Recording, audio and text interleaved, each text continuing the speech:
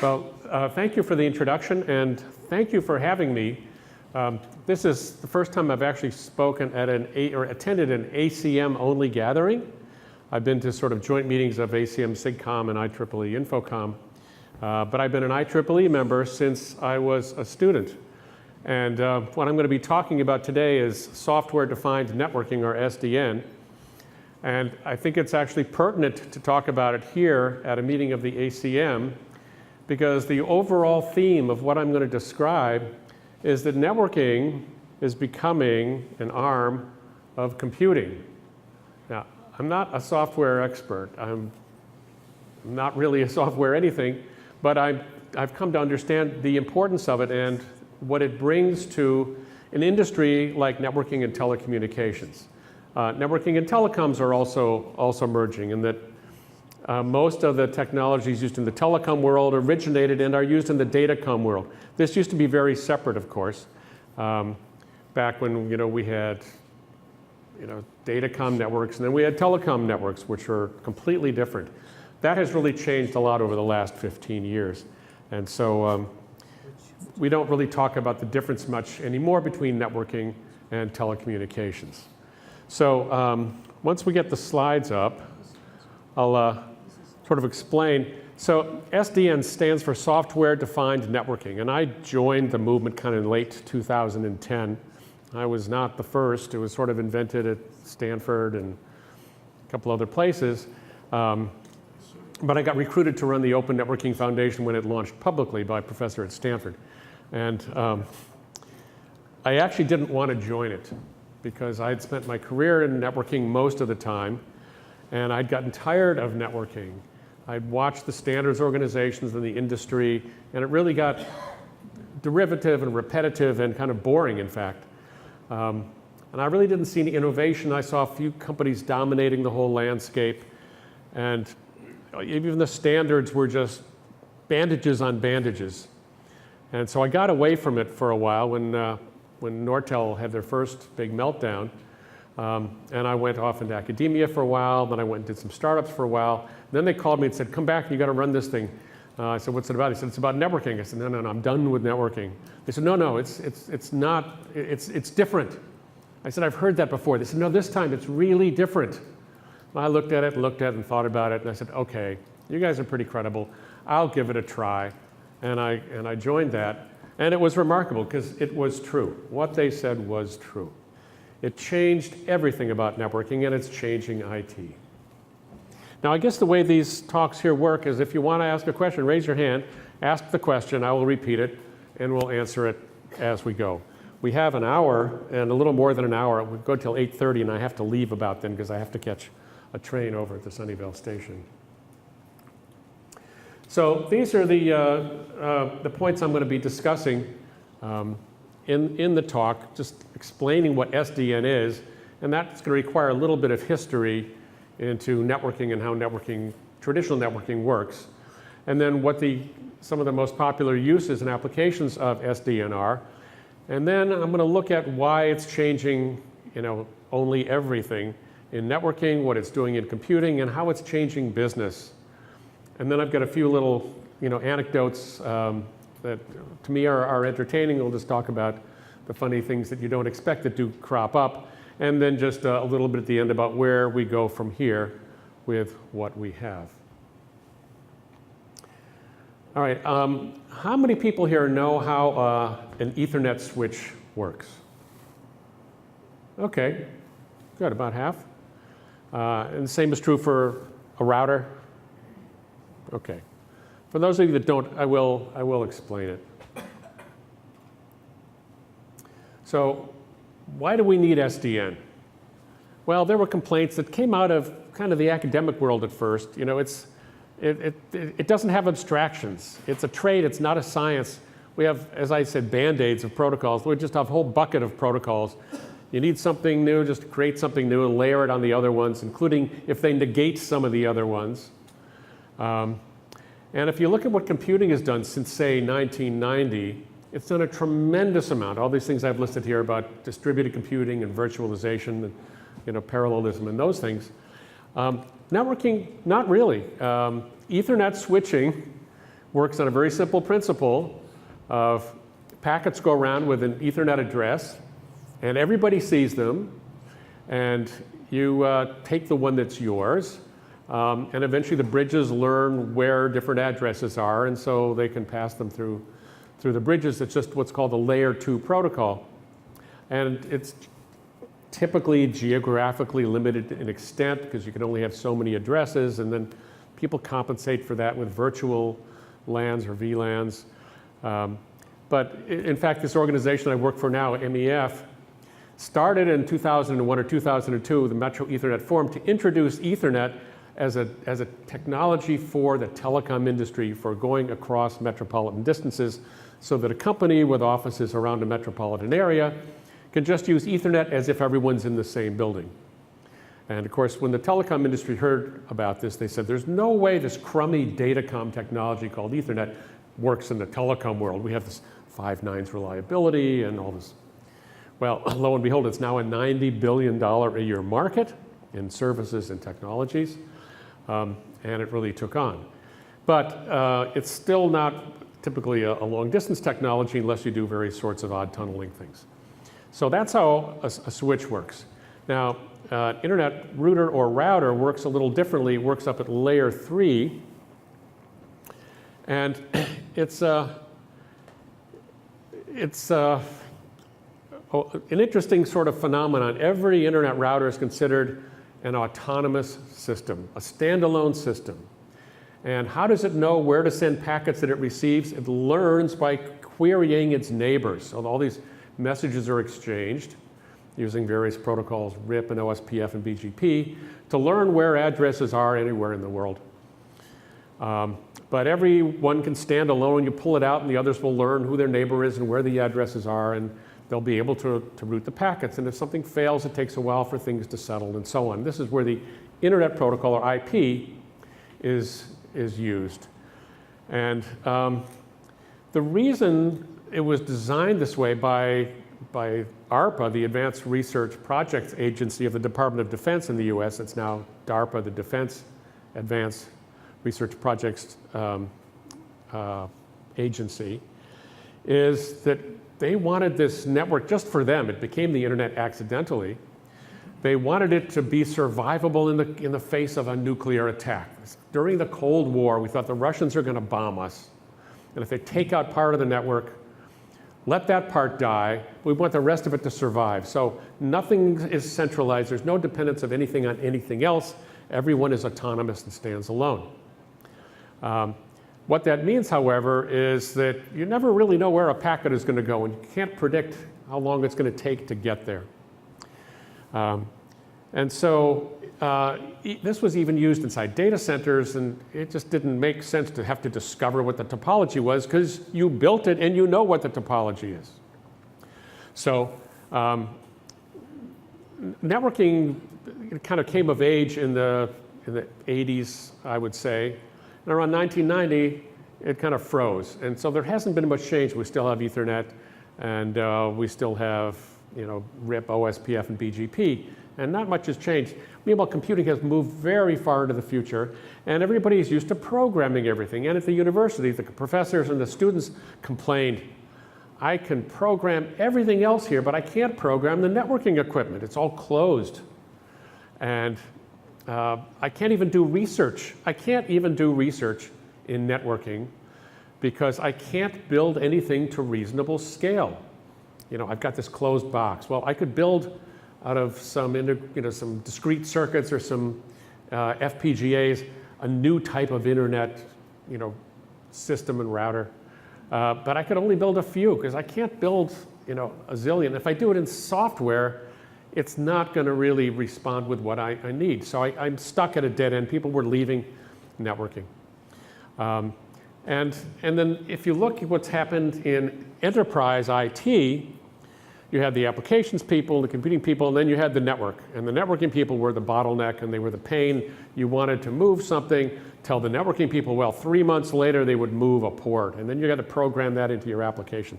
And so it was brittle and error-prone. And then these routers, sure, they exchange protocols through these IETF RFCs, but you still had to configure it manually using a command line interface. There's an industry standard command line interface. But whenever there was a network failure, and there were many network failures, it was almost invariably traced back to an error someone typed in doing the manual configuration. So that is not sustainable, it's not extendable, it's not scalable. So we have this inflexible part of this IT system called the network, and everybody hated the networking people. So they're thinking that IT is here to serve some corporate objective and some applications and some customers. I can't make the network do what I need for my applications and my corporate strategy. And then finally the Cold War is over, so we don't need to worry about nuclear war anymore. Well, that was true until last year.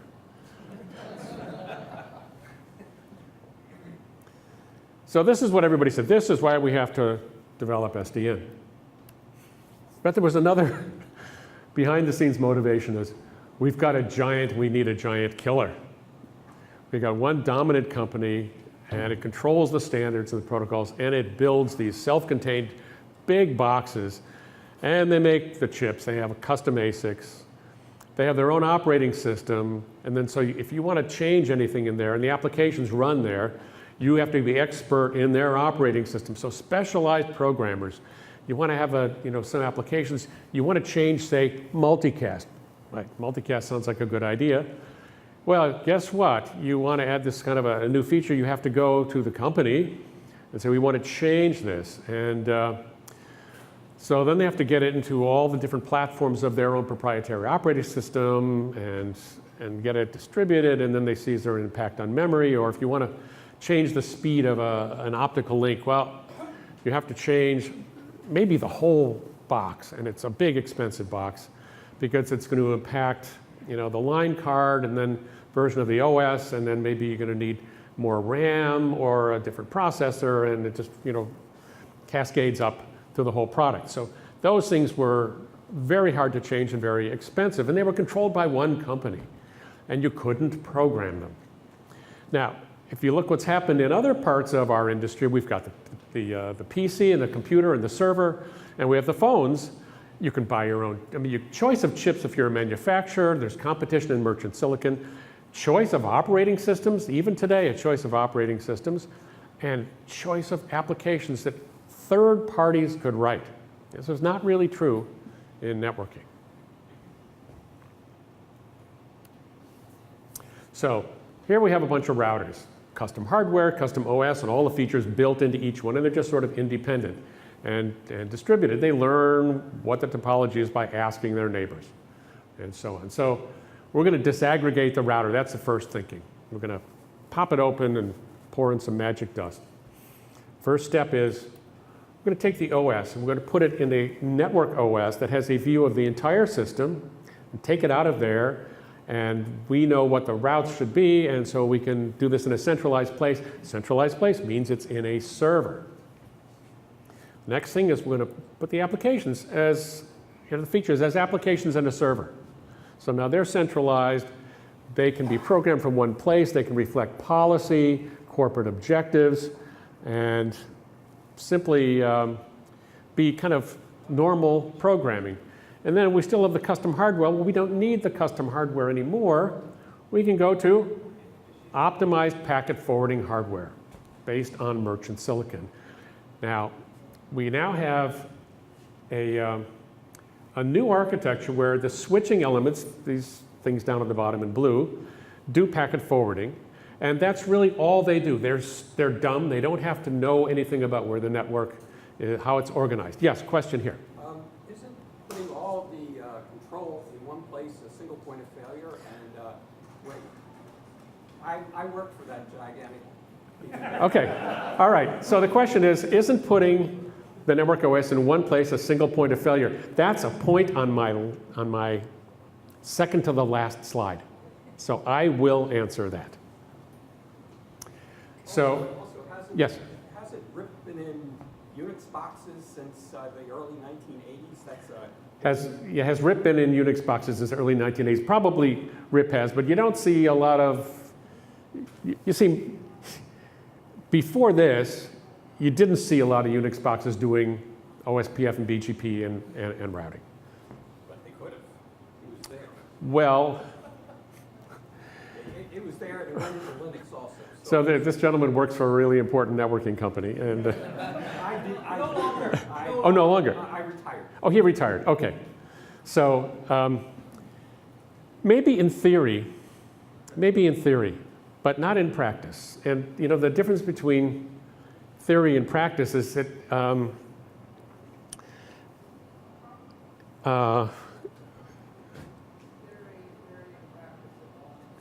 so yeah, what I'm trying to remember what this was. Oh, in theory, there is no difference between theory and practice, but in practice, there is. So what's really crucial here is like the second bullet. We have the behavior of the network is now determined by software controlled or owned by the operator, not by the vendor.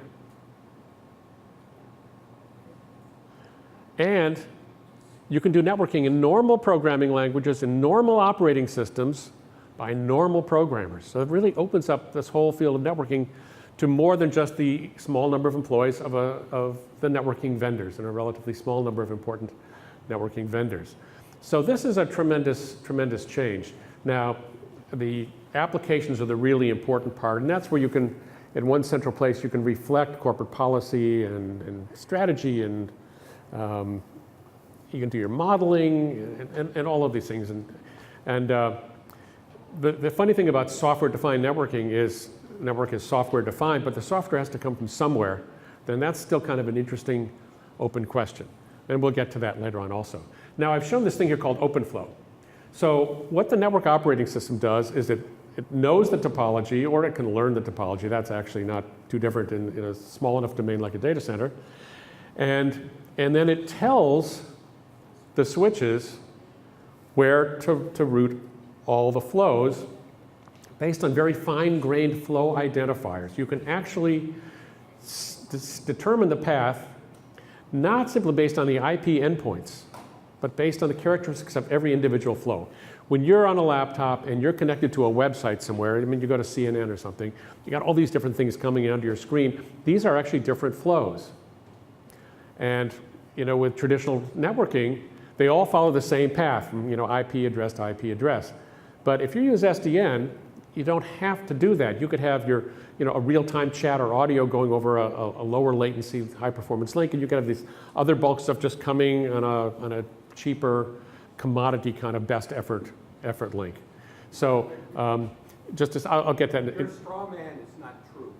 Oh, okay, question says, it's not a question. My straw man is not true. So, yeah, the straw man that you can only control it in one place, or the packets will, you have, go into more sophisticated routers, you can control all of that you have for. Okay, so he says that in more sophisticated routers you can control all of that, but still most of the routing is based on OSPF, which is just open shortest path first, or BGP between domains. And you don't really have fine-grained choice for those. So this makes that possible. Now, we haven't yet seen a huge demand for such fine-grained path selection, but it is now possible. And there are some places where it's applied very effectively, and you really couldn't do it before. So what OpenFlow does is just a protocol to load the forwarding tables into the switches, the packet forwarding device. So when a packet comes in, the switch looks in certain places for these fields, and it looks up at a table, is it there? And if it's there, it just follows the instructions it was told to do. Now, what's I think really interesting about this is in the past, they have to look at the MAC address and the IP address and or the VLAN header and then various other things in the port number. It would know where to look for this. So layer 1, layer 2, layer 3 switches, maybe a little layer 3.5. The switches really had to understand this. So you could not ever experiment with protocols other than IP in the universities.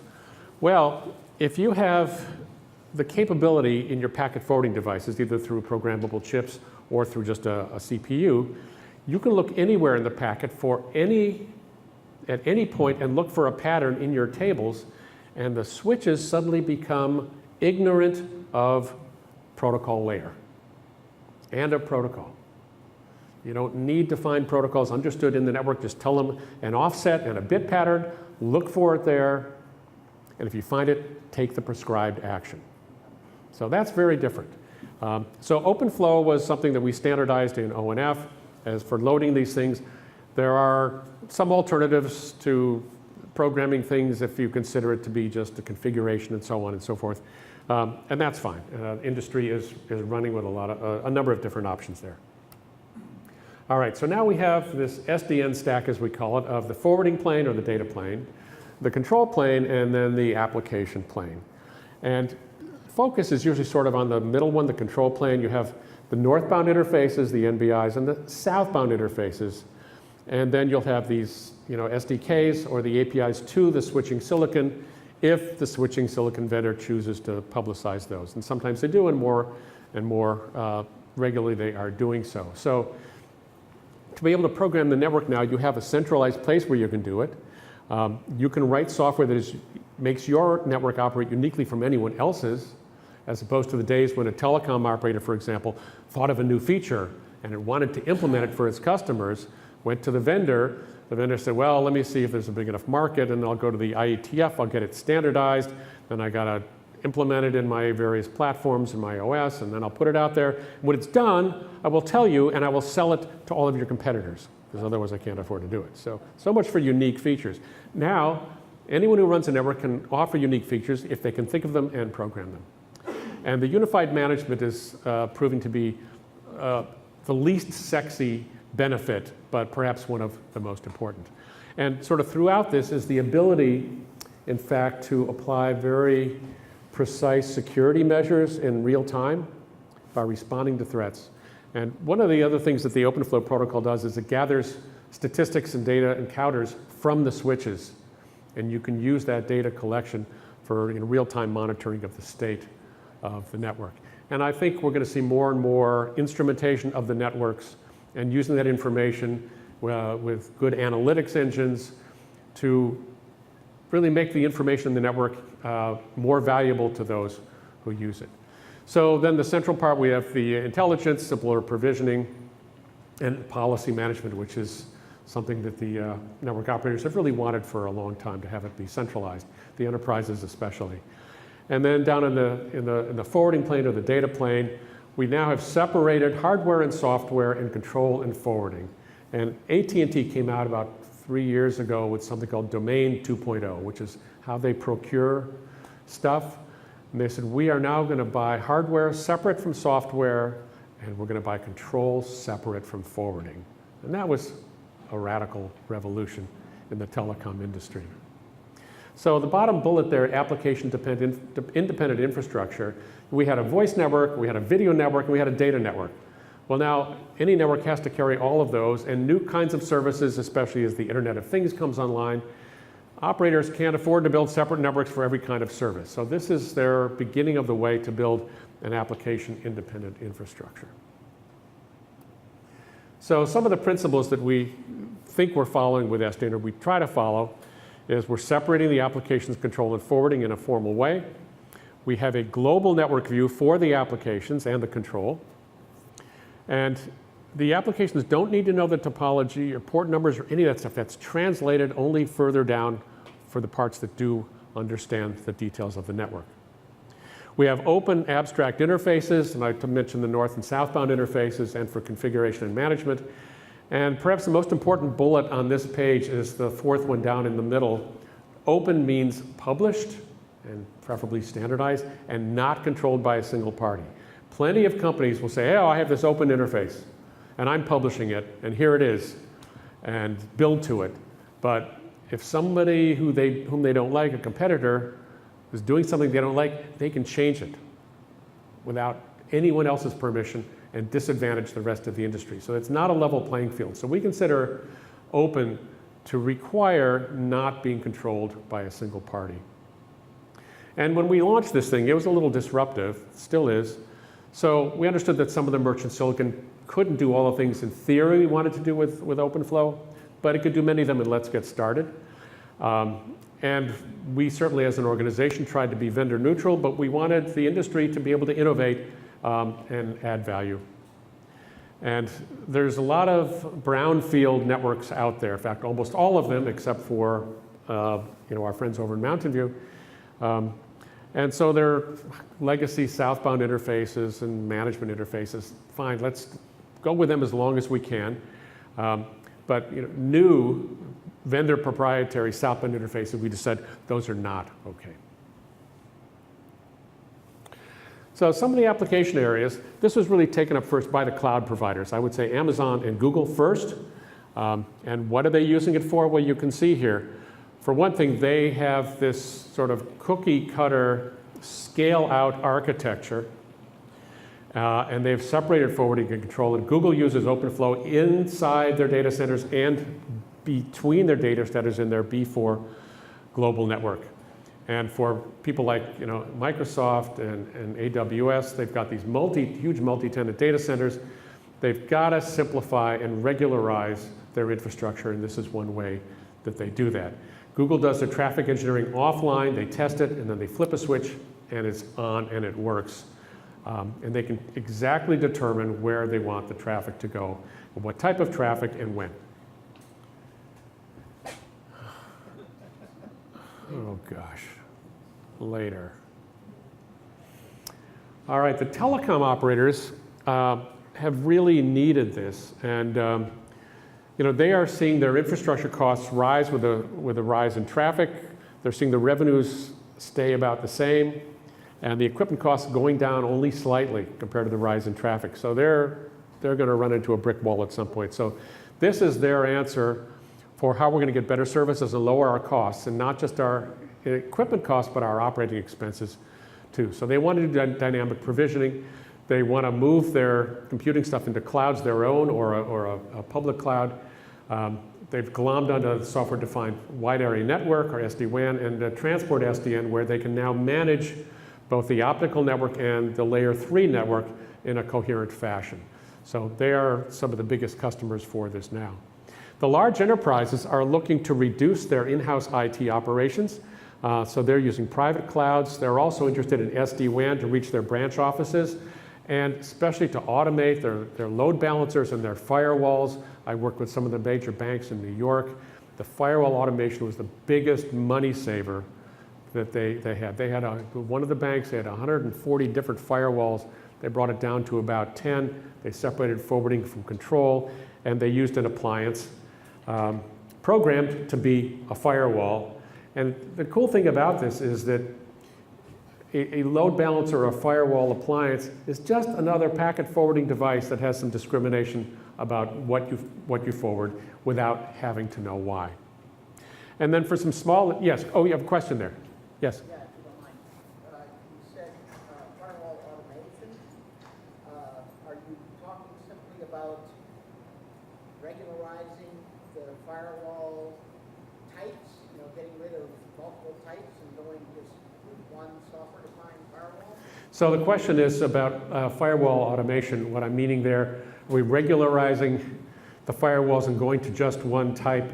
I think by automation, what they're really referring to is being able to deploy them where they want for purposes that they want in a more dynamic and automated fashion, rather than having to be programmed and installed in particular specific locations by people. Okay, thanks. And some small enterprises, I've just seen some installations in Japan, for example, where they just reduced their management expense. They stopped having to manually configure the equipment, and they went to a very simple hierarchy of forwarding control and also applications. One question. Yes? In terms of security, Yeah. if you compromise control plane, what's happening? So the question about security, if we compromise the control plane, I think that's similar to his question there, and I will come to that at the end. It's something we certainly have thought about a lot. So there's one other industry that I discovered not too long ago that loves this stuff. And they not just love SDN, they love OpenFlow. There's some other controversy in the industry about OpenFlow, but this industry loves it. This is studio video distribution. I was at the Video Services Forum last year. And this is how they're distributing movies from the studios to the theaters. I said, we know what a flow is. It's a movie. And so we'll program it for this flow. So flow-based routing works very well for them. All right, so the impact on networking. First of all, down in the hardware, you think, well, this is all about software, but there's been tremendous innovation in hardware because it's really uncoupled or decoupled from the software. So it's really unbundled. So now we've seen cool switching chips come out, advances in transmission because you can just change the transmission without changing everything above it. That's why we're at 400 gigabit Ethernet right now. And then the router and the switch has become what we call disaggregated. The hardware, the software, the chips, these are all separate. And we have what's called bare metal or white box versions of these networking switches. So bare metal is just the hardware, and white box is the hardware with some software. It could be as simple as Linux, it could be an open flow client, it could be a traditional layer 2 and 3 client. And then the major branded vendors will buy this stuff, put their brand on it, and do a little bit of management or something. This is something that the major data center hyperscale guys have done for a long time, but the telcos are starting to do this. They've been very reliant on big name vendors. They're starting to procure white box equipment. And I visit the Taiwanese and the ODMs, and the variety of stuff they produce now is really just incredible. Their question is, what do we do about the software? Do we let somebody else do it? And if so, who will do it? Or do we do it ourselves? Part of the problem for enterprises and for telcos is, so I get software and hardware from different parties. Who integrates it? Who tests it? Who stands behind it? So an impact from this logically centralized control plane, well, now we have all this concentration in data centers, and data center architectures are the way everyone is going to build data centers, either centralized or distributed to the edge, and a lot is happening on the edge. And public and private clouds are being used for the control and management and applications of networking now. I was at a conference this spring in San Jose, and Amazon Web Services was there giving talks on an open source orchestrator project called OSM, came out of really Telefonica, in Europe, in Etsy. And like, why are they're not going to be offering, they're not doing orchestration of telecom. No, they're not. They are offering their public cloud as a place for the operators to run all this so-called OSM software and operation.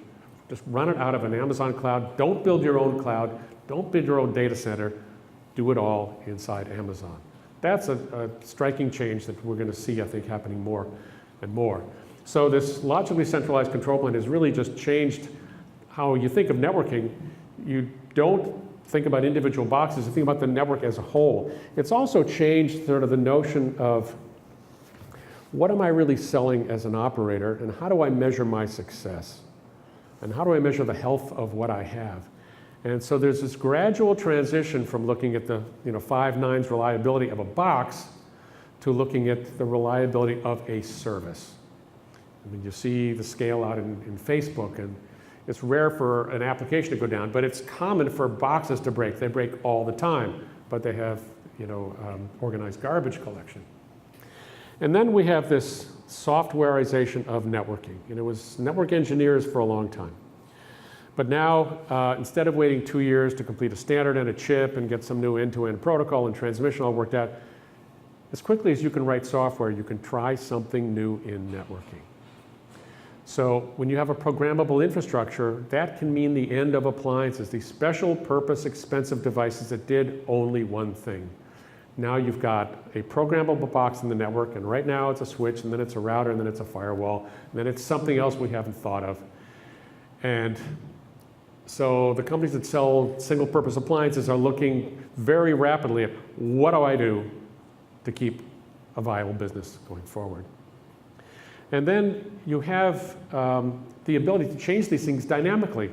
We're looking at agile services in MEF, and how do you offer something for perhaps a short time to a particular user or population of users, and then when you're done, use the resources for something else.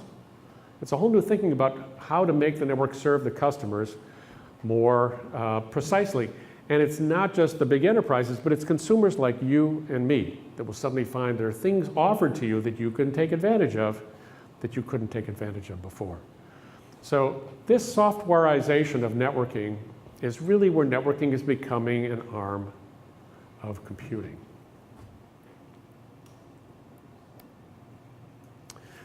Now, what else is happening in computing? Open source is happening in a big way, and this is just a minor selection of the open source projects in networking alone. And you can see in the forwarding plane, a lot in the control plane, and the application plane, and the orchestration is sort of in between those two. We have, on the left side, we got this thing called OSM, Open Source Mano, which is what Amazon is playing with, and this thing called ONAP, the Open Network Automation Platform. That's a Linux Foundation project. Some of the big telcos in the US, actually AT&T and then maybe China, mostly China Mobile started it. They merged two projects. It's got a lot of industry interest, and orchestration is how you take what the applications and the business systems need and you translate it to what your network can actually provide and give those infrastructure really instructions. So something like ONAP will incorporate the control plane as well as things above it. So you might look at this and think, well, so it's all open source, there's no money to be made here for any vendor. Well, that's not really true. And frankly, if you look at these things over on the right, there aren't a lot of them that are actually in production out in especially the telecom world. OpenStack more and more.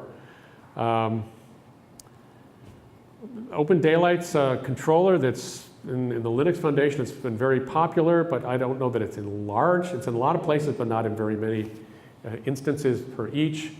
OVS is Open vSwitch. This is now sort of owned by VMware, but it's an open standard. It's a software implementation of OpenFlow to run on a processor, really in a hypervisor. And this hypervisor switching is also a new thing, which has required us to look at what does it mean to actually do switching in a hypervisor without having to have physical switching. So there's a whole new sort of science going on there.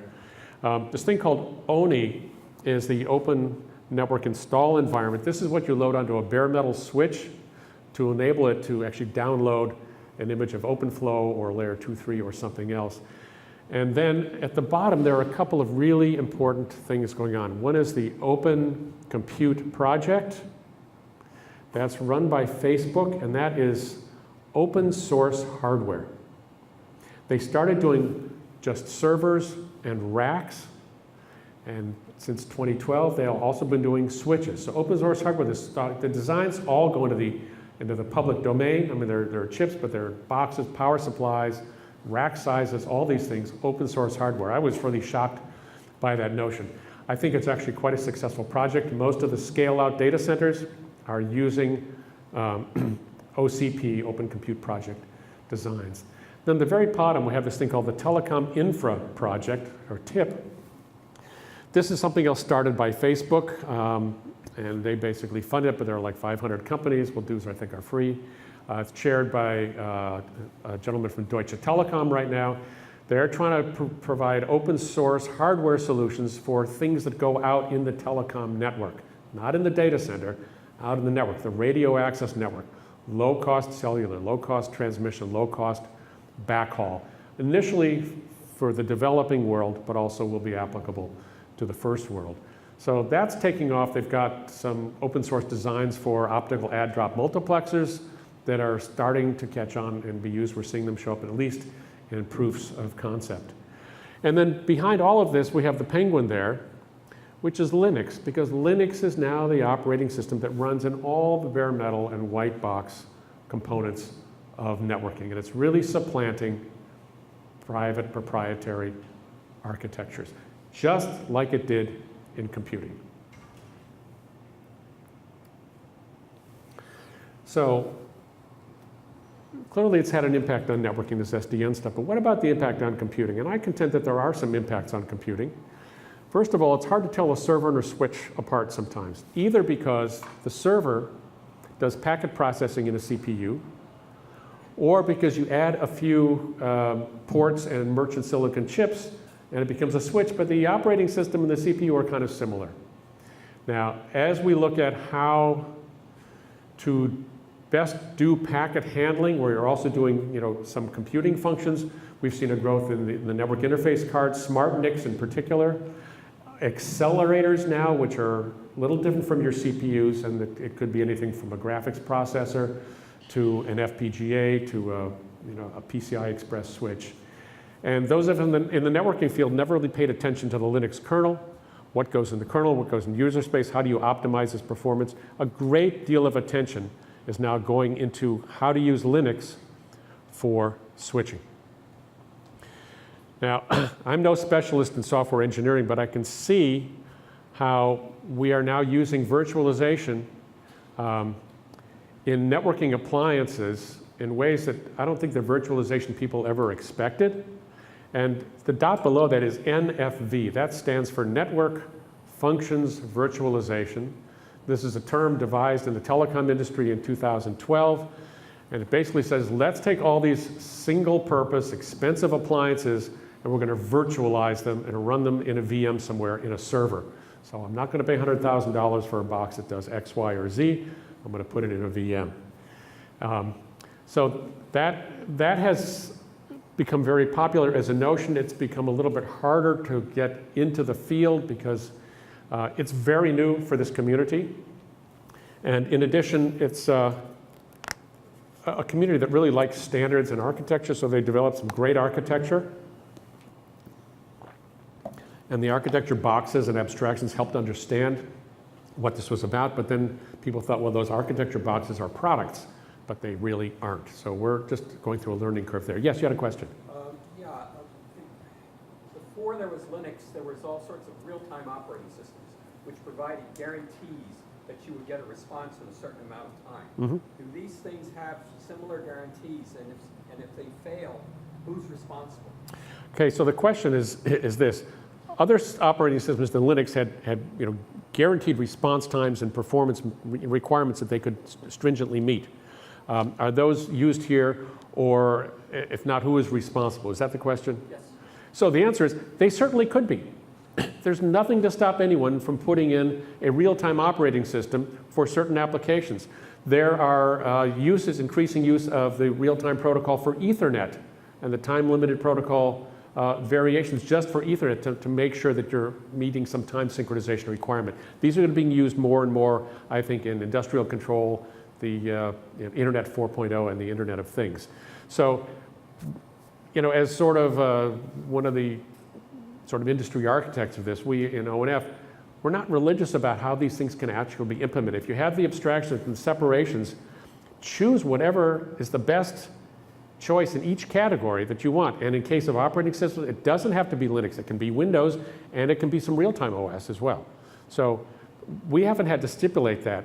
Now, there was also a question.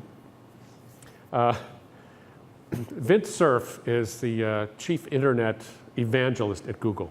So my chairman of the board was from Google.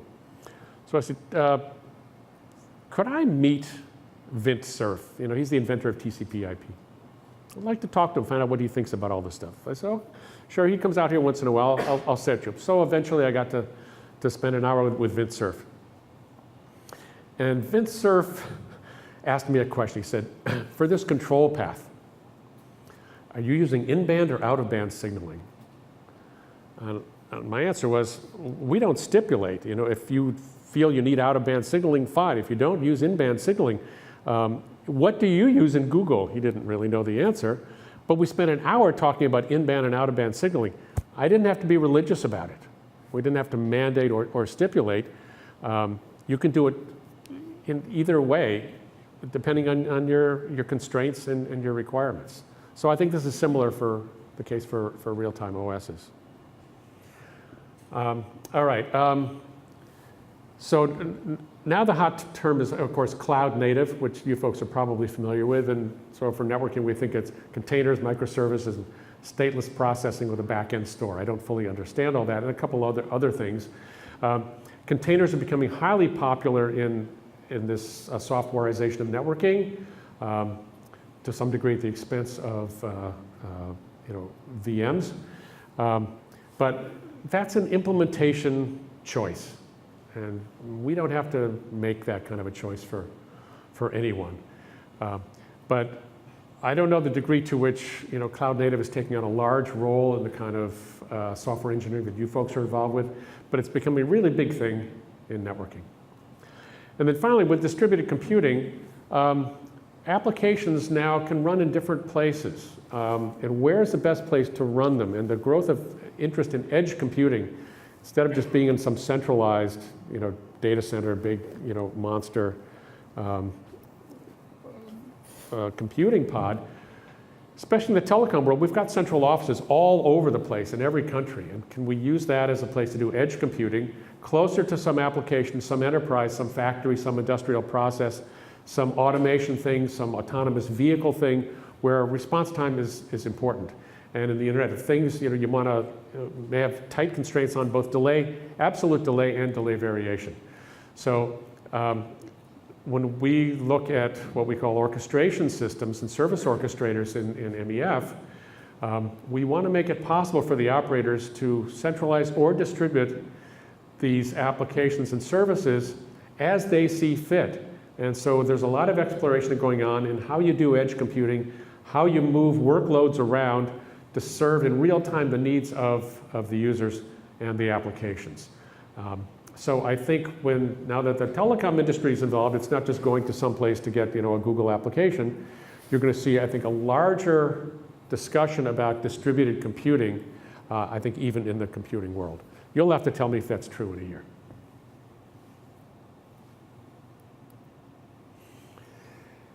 So there are also some impacts on business, and I think there will be large ones.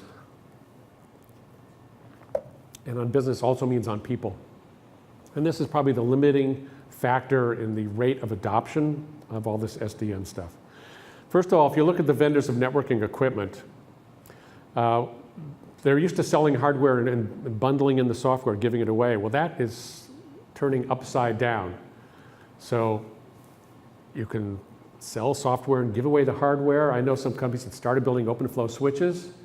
Now they want to be done with the hardware part. We're going to sell you the software. You get the hardware somewhere else. And for a long time, the customers said, well, that's all nice, well and good, but please give me the hardware also. Because I need someone to do that. I don't have the skills to do that. So this is just being worked out. And I think it's sort of a painful exercise to translate your company into one whose value proposition is based on software and not on your hardware platform. And now if you're trying to sell software, but there's a lot of open source software, well, how do you make money on that? We have been wondering for a long time, who's going to be the Red Hat of networking? The answer is probably Red Hat. No, there has really been no good business model of giving away software and supporting it well with services and things like that, other than Red Hat. People are trying, and I'm sure there will be some niche successes, but it's still pretty much an open question. And whereas we had 20 major networking companies, now 2 people and a dog can start a networking company. You don't need to have $200 million in venture capital to build a chip or a backplane. Anybody can do something in networking to apply to a small fraction of the population. So I think we're going to see, hopefully, a flowering of the meeting of a long tail of user needs that has never been met, because you couldn't afford to do it for a small population. So the vendor landscape is going to change dramatically. The enterprises, they're going for automation. They're cloudifying as much as they can. More and more workloads are already in the cloud. And they're looking at major IT staff reductions. We're seeing that already.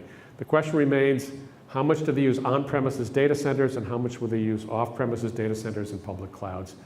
And I think a lot of the economics point to public clouds, but a lot of uncertainty about whether they can trust those and whether they're reliable and secure enough. Now in the telecom industry, they're used to selling connectivity. Well, there's no margin in connectivity anymore. We have the internet. Ran a panel a week before last in the Netherlands, and a fellow from a major IT company, and he's in the IT department of that company. So 80% of our people are on the road, they're in hotels, they're wherever they are. They want a consistent interface, and 90% of what they do, the internet is good enough. So Mr. Telco, don't come and try to sell me something that's just connectivity. I get that from the internet. I need a value-added service. And so some telcos are great at transmission and let them be great at transmission, but they won't be vertically integrated and as large as they are today. They want to take advantage of all this new world of software, but they don't have programmers, they don't have a culture of thinking in software. And this is a painful transition. Some are leading the way extremely successfully. And others are sort of watching from the sidelines and figuring, how do I survive this transition? And then, how do I compete with FANG and BAT? And to them, I've added M and J. FANG is Facebook, Amazon, Netflix, and Google. These are the biggest users of traffic, generators of traffic. M is Microsoft. Microsoft Azure is now building what they call a virtual WAN. They're putting points of presence all over to get to Azure, like Direct Connect, but you can also get to your other locations. This is going to compete with the telcos. And then BAT, of course, is Baidu, Alibaba, and Tencent, being challenged also by Jingdong in China. Massive scale, offering these services, and China Telecom, China Unicom, and China Mobile are all trying to figure out how to compete with this. I hear rumors that China Mobile will stand alone and China Unicom and Telecom will merge. But they're all three government owned, so it's not really a market exercise. But the industry is facing some really interesting questions. They have opportunities galore to do things that nobody else can do. But the culture, the skill sets, and the processes are not quite where they are. And if you look at the army of programmers you can get at Facebook or Google or Amazon, none of these telcos will have that. Even AT&T, which has got AT&T University, they're trying to train 105,000 engineers, network engineers. That's really not going to happen anytime soon. So we're in for a period of quite a lot of disruption and change, and I think excitement and possibility. All right, some of the entertaining adjacency. You asked about the controller being a single point of failure. So my question back is, do you do online banking? Yes, we do. Yeah, we do. Is your bank account in one server somewhere that could, if the power supply goes out, do you lose your money? Hopefully not. No. Hopefully not. I think the computing industry has made a lot of progress in how you spread workloads around for reliable operation of some function. And you're going to have to apply that, I think, to a controller so that it does not become a single point of failure, because it's not an appliance, it's a function. Yes? But my account might be compromised, and You- I can lose my money. Your account might be compromised and you can lose your money. That's absolutely right. This is no different. The same things that are at risk here, at risk there, are going to be at risk here. We're still going to need security of those things. But I believe that most people who keep stuff on their premises because they can control it are on a fool's mission, because I think at least these big cloud providers can afford the latest, greatest, best skills and solutions for security. We're all in a vulnerable state, and we probably always will be, but it's better to stay as close to the edge as you can, to be able to make the changes quickly, and to tailor them to the threat when it happens. And I think you can do that better with SDN than we ever could before.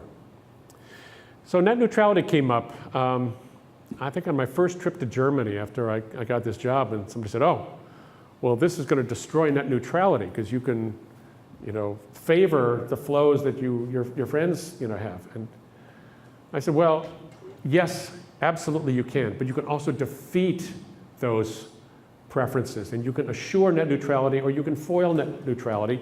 It's all a matter of policy. We're a technology that's orthogonal to policy.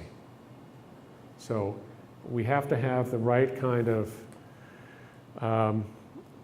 I'd say oversight and regulatory systems. I was talking to some friends from Australia 2 weeks ago about net neutrality. That's not a problem. They have the NBN, the National Broadband Network, and that's sort of the last mile, and it's fiber to like 90% of the homes. And you can find 150 internet service providers at the end of that fiber link. So there is no bundling of transport and content like there is here, especially with the cable industry. So there's the issue of data border control. Some countries in Europe require certain data never to leave the borders of that country. Well, if you have the internet in OSPF, you can't really control that very well, or BGP, wherever the path takes you.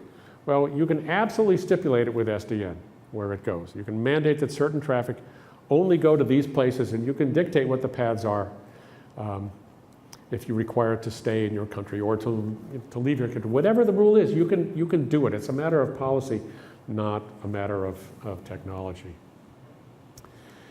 And then finally, the first, yes? You're assuming BGP is the controller of the matter of policy, Border Gateway Protocol, yeah. Which has been poisoned from time to time, and things have happened to it. Yeah, so he said the BGP has been poisoned from time to time, and things have happened to it. That's exactly right. All right, so we started software-defined networking, and then some people said, well, it's software-driven networking. No, it's SDN is software-defined networking. And very soon Arista came out with software-defined data center, the SDDC, and then somebody did, I don't remember who, software-defined storage. Now the big rage is the SD-WAN, and this may be the first killer app for SDN, people say. I don't think there is going to need to be one killer app. So SD-WAN is basically started when you have an enterprise headquarters and 2,000 branch offices. And right now they have these expensive private lines to go back to the headquarters. Well, not all the traffic needs an expensive private line. So with SD-WAN, you put some control in the cloud and you put an intelligent device at the edge. And the traffic you don't care about can go over a cheap internet link, and only a small amount of traffic that is requiring secure delivery and so on goes over, say, MPLS or some private network. And you can do real-time discrimination, and so you can cut down the cost of private lines. And so a number of startup companies started selling this to enterprises as, gee, cut down on your charges to the big telco. Well, it's interesting. There was a lot of interest, but these companies couldn't possibly scale to reach all these enterprise customers, so they turned to a channel. Who was their channel? The telco. And the telcos loved this. They said, great, we'll do that. We have all these customers. We can manage their internet and their private line stuff, and it's not going to kill MPLS, and we maintain account control, and the vendors have all this great channel, and their business is growing. It's turned into a happy marriage, and I'm not sure there's there's no tier 1 carrier in the world that doesn't have a service planned or actually in production for SD-WAN. So it's extremely popular as a notion. And I frankly think that Microsoft Azure's virtual WAN, wide area network, is going to be an SD-WAN that'll compete with some of these others. Other oddities that came up with a software-defined server. I thought they all were. And then software-defined hardware. Well, hardware is always programmed. And software usually needs hardware to run on, although I do remember, I guess it was an April Fool's article on IEEE Spectrum that talked about a machine that recursively interpreted itself and needed no hardware. We're coming there. It'll come, yes. So, and it's just been exciting to see this whole thing take off. And so, SDN, very few companies are selling SDN. It turns out it's sort of embedded in offerings that have meaningful value to a customer. Like I'm going to virtualize stuff, I'm going to cloudify, I'm going to do these sorts of things that give you sort of control of that. SDN is under the covers, OpenFlow can be under the covers.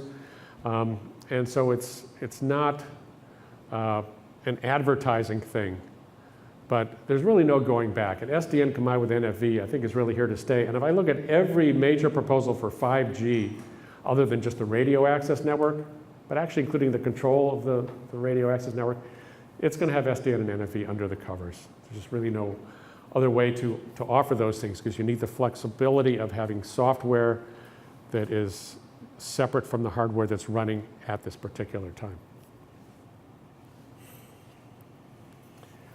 All right, so I've painted a pretty rosy picture of the benefits of SDN, but this is not a complete story by any stretch of the imagination.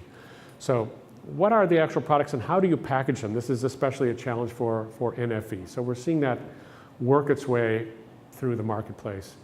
It's changing processes and the supply chain in every major company, whether it's a telco or a major enterprise, because stuff comes from different sources and different functions are required. Integration and system integration, software integration are big challenges. And what skills do you have inside your company and what do you need to get somewhere else, and what can you add and what can you not afford to add? These are big open questions. And one of the most interesting conjectures I heard about the security risk of SDN is that the biggest risk to security is job security. And if you're a great command line jockey, but they don't want command line jockeys anymore, what's going to happen to your career?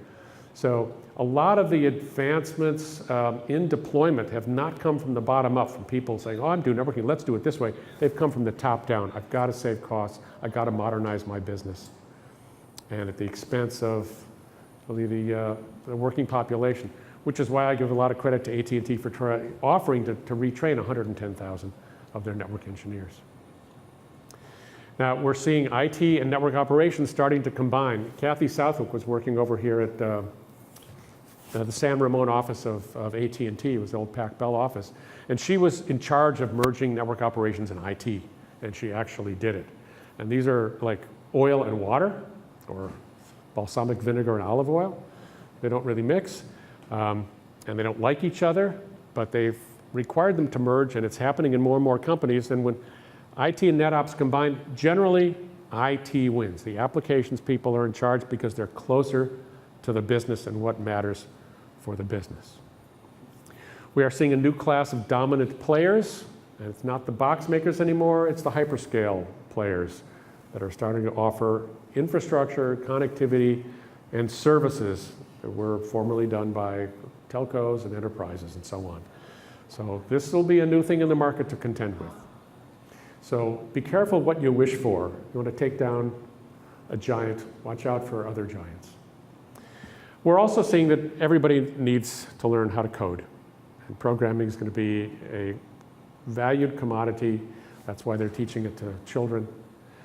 And that's really where the value is in any company. Let's make this infrastructure, whether it's a server, network, or something else, function in a way that benefits my business and serves some overall objective. The IEEE is not really so much a networking as a transmission organization now. So they're going to have a lot to say in the physical layer. We're going to go from gigabit Ethernet to petabit, Ethernet, and then we're going to go to exabit, Ethernet. And that's fine. It's just Ethernet, and they're subdividing Ethernet channels. That's fine. I actually saw Vint Cerf give a talk in the spring about the programmable chips you can put into a router, and you can program even more than just OpenFlow, and that's nice. He said, so again, then we're going to program the routers, and we need programmers, and I'm like, yeah, you can do that, but that's not where the interesting part of networking is. That's 20 years ago. Interesting stuff is where you put services, how you move workloads around. It's way, way above layer 2 and layer 3. And that's why I think ACM is going to be on the rise as a place to go, even if you want to do networking, but you're not probably going to call it networking. You're going to do, workloads and services and operations and stuff to meet some quite specific end that the user wants and that the infrastructure will now give you, and not just the computing and server infrastructure, but the networking infrastructure as well. Yes? Fundamental question. Sorry? Fundamental question. Fundamental question. Cables. Sorry? Do we still need the cables or not? Do we still need the cables or not? So that's a physical layer question, and it doesn't really affect the architecture, but if you have them, use them. If you don't have them, there's lots of new work going on in wireless, short range, long range, high speed, point-to-point, omnidirectional wireless, free space optical. It's an open game now. We will still need to convey information But we can also be selective about what information we convey and what lives where. You know, it used to be that the edge was for content delivery.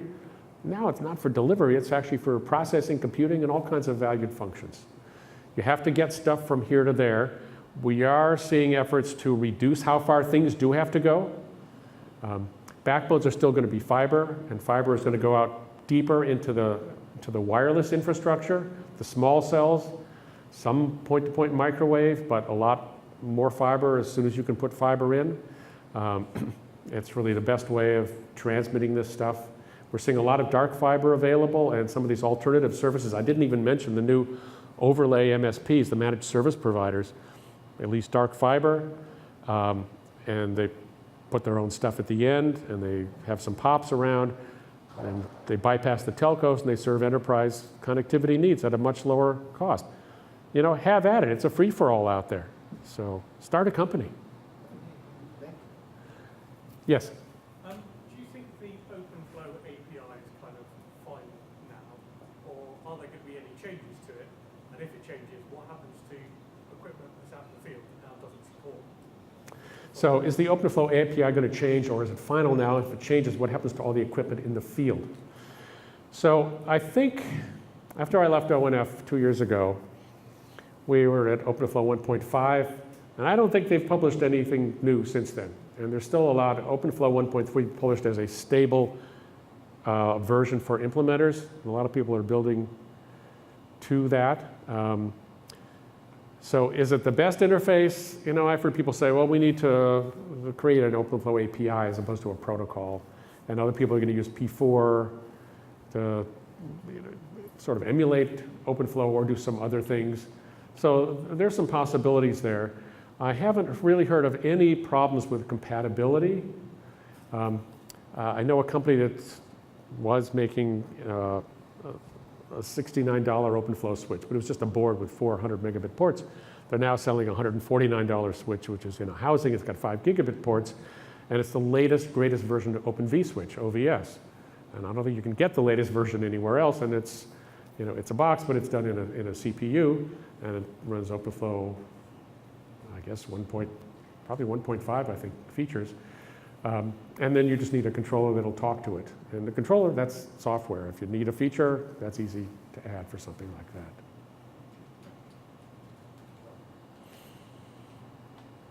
Questions? Comments? Yes?